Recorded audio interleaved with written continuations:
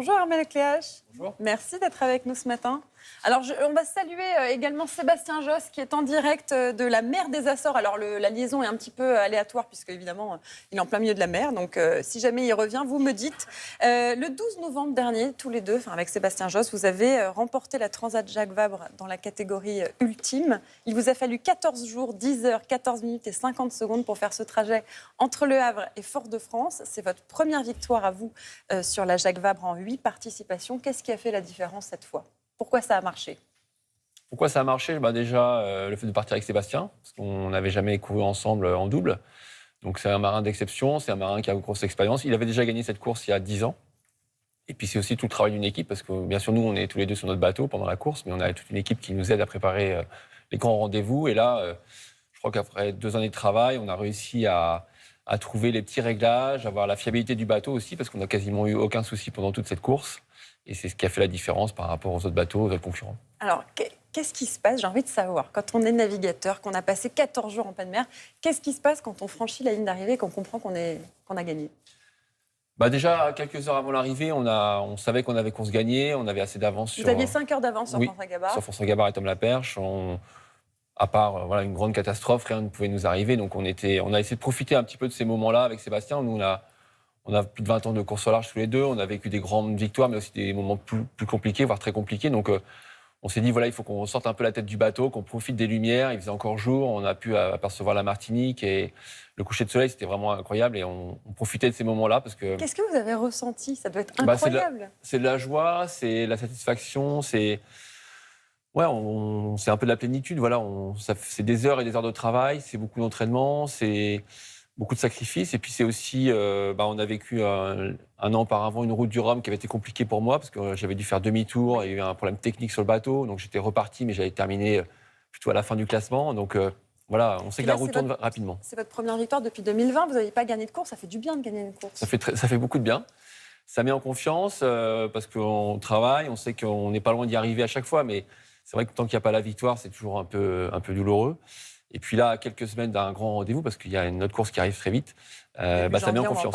Voilà, ça met en confiance. Qu'est-ce que vous avez fait ? C'est quoi la première chose que vous avez faite une fois arrivé sur Terre ? Alors, vous avez passé que 14 jours en mer, ce qui n'est pas énorme, mais quand même, c'est quoi la première chose qu'on fait ? Qu'est-ce qu'on mange, par exemple ? Qu'est-ce qu'on mange ? On a mangé un bon repas, déjà.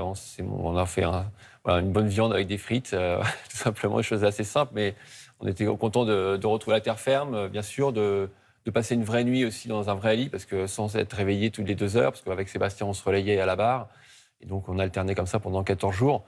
Et puis, très vite, il y a eu beaucoup de sollicitations. Donc, la nuit était quand même très courte. On a fêté ça avec l'équipe aussi, quand même. Donc, on a bien rigolé. C'était sympa, parce que c'est une vingtaine de personnes qui nous aident toute l'année. Donc, on a aussi partagé ça avec eux.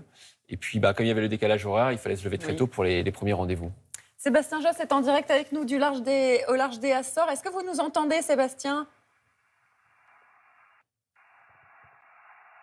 Oui, je vous entends très bien. Bonjour à tout le monde. Bonjour. Alors Sébastien, j'ai juste une petite question parce que quand même ça met un petit peu de temps à arriver jusqu'à vous. Comment vous avez décidé de naviguer ensemble tous les deux ?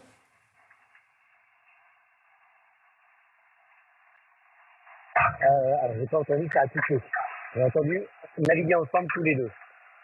Alors je vais vous poser la question à vous, Armelle. Comment vous avez décidé de naviguer avec Sébastien Josse ? Pourquoi lui ? Sébastien, c'est quelqu'un qui a une grosse expérience, comme je disais tout à l'heure. Il a beaucoup navigué sur différents bateaux, beaucoup en multicoque. Et l'année dernière, en fait, on cherchait avec l'équipe quelqu'un qui pouvait me seconder pour préparer la route du Rhum, notamment. On prend souvent un remplaçant pour les courses en solitaire, au cas où peut se blesser à quelques jours du départ, il peut prendre la place. Et ça m'est déjà arrivé en 2014. Je m'étais blessé à la main à quelques semaines du départ et c'était Loïc Perron qui m'avait remplacé. Donc Sébastien, c'était un peu mon remplaçant. Et donc là, quand il y a eu cette proposition pour faire la Transat Jacques Vabre, qui est une course en double, bien sûr, c'était l'équipier idéal. Donc le choix était assez simple. Et donc il a répondu présent et on a préparé cette course ensemble. Comment on vit dans un espace aussi réduit ? 5 mètres carrés, je crois, c'est ça ? 5-6 mètres carrés. Comment on vit à deux ? Il y a quelques règles de vie en commun. Hein. C'est un petit peu la colocation. Donc on doit bien ranger ses affaires. Moi, je suis un petit peu minutieux. Donc j'essaie de... Je sais que Sébastien, il laisse un peu traîner ses affaires, donc je lui dis de temps en temps de ranger ses vêtements, mais non, on essaie de profiter de l'espace, d'avoir un endroit on a un endroit pour dormir qui est commun. En fait, on a une espèce de grand pouf dans lequel on va se relayer, on va On a une petite cuisine, mais c'est vraiment spartiate. C'est comme au camping, donc on a juste un réchaud et donc on a cet espace de vie qui est assez limité, mais qui est largement suffisant pour une course en double, surtout dans les conditions qu'on a eues. On a quand même eu des conditions difficiles au départ, mais après, les conditions étaient quand même assez sympas. On était au niveau au niveau de l'équateur. Il faisait très chaud, donc on navigue souvent en short t-shirt et c'est pas désagréable. Pourquoi il est en mer, Sébastien Josse, là ? Alors là, Sébastien, il ramène le bateau. Il ramène le bateau à Lorient, c'est ça ? Voilà, c'est vrai. Il a la chance d'être en mer avec une partie de l'équipe technique. Ils sont 7 à bord. Donc, ils sont partis de Martinique il y a 3-4 jours.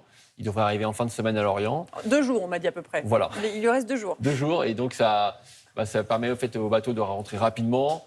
Voilà, de ne pas mettre le bateau sur un cargo, ce qui est compliqué, ça coûte cher. Ce n'est pas forcément très écologique. Donc là, c'est idéal pour nous.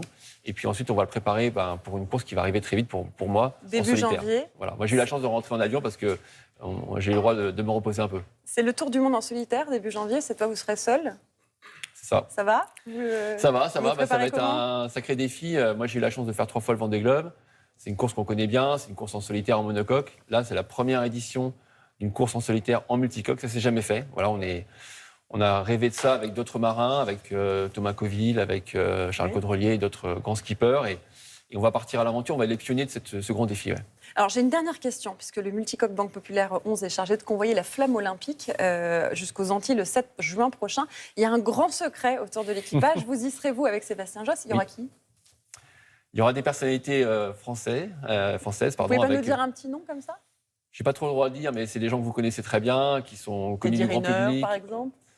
Il lui sera peut-être après préparer ces Jeux Olympiques. Ce ne sera pas forcément des sportifs qui seront aux Jeux Olympiques cette année, mais des gens qui ont une grande actualité, qui sont reconnus du grand public, et puis surtout qui ont l'habitude de vivre peut-être dans un espace un peu réduit. Thomas Pesquet, par exemple ? Je ne dirai rien. Très bien, j'ai noté Thomas Pesquet. Vous allez devoir quand même garder la flamme olympique allumée pendant tout le trajet. 7 jours entre Brest et la Guadeloupe. C'est compliqué, non ? Ouais, c'est une grande mission. Nous, c'est une grande fierté. La course au large n'est pas une épreuve olympique, mais la course au large, ça a représenté avec notre bateau pendant cette traversée. C'est une vraie fierté. On va avoir la mission et l'honneur de traverser l'Atlantique avec la flamme. C'est la première fois que ça se fait dans l'histoire de la flamme olympique. Donc, tout à fait. Une grande mission, l'amener aussi en Guadeloupe. On est allé justement en Martinique et en Guadeloupe avec l'équipe pour voir un petit peu les autorités sur place, pour préparer l'accueil et l'organisation et la sécurité de l'arrivée de la flamme. Donc ça va être un grand moment. Ouais. Merci beaucoup Armel Leclerc d'avoir été avec nous. Sébastien Josse, on n'a pas pu trop l'entendre, mais il était avec nous par la pensée. Bravo pour votre victoire sur la Transat de Jacques Vabre. C'était il y a 9 jours. Merci beaucoup. Merci. Merci à vous, donc qui vogue victorieusement sur les flots.